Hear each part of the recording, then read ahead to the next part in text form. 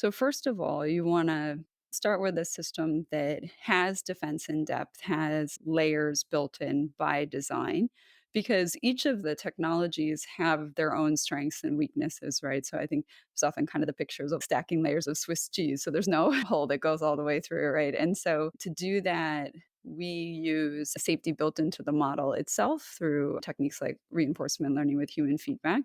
We use an auxiliary safety system that looks at all the inputs going in, looks at all the outputs coming out, can block those in real time. And that, of course, uses a mix of technologies like classifiers, but also things that are faster twitch so you can respond quickly, block lists, right? Or embeddings or things where we can very quickly add an additional assertion. The model post training is something you can do maybe on the weekly basis if you want to, but certainly not incident level. Same thing with the classifiers. It's like we have fast twitch in the safety system and then stuff that we can update more in the speed of a week.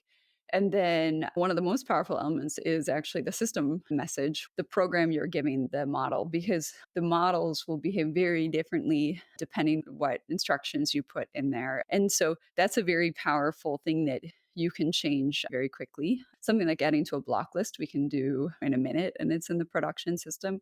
Something like changing the meta prompt, we can do it in about a day. And the reason is it's pretty easy to go in and change the meta prompt, but it's going to change your whole application behavior. And so it's not something that you want to do without rerunning your test. And so to be able to effectively change the system message, we had to build both automated quality tests and automated tests for all the different types of risk we wanted to be looking at as well, so that when we make that intervention, we can rerun our testing suite, see if the system's still performing well before we kind of ship that update. And so, like, to be able to move fast there involves not only having the mechanism to change the system prompt, but the testing that allows us to know that intervention is actually safe.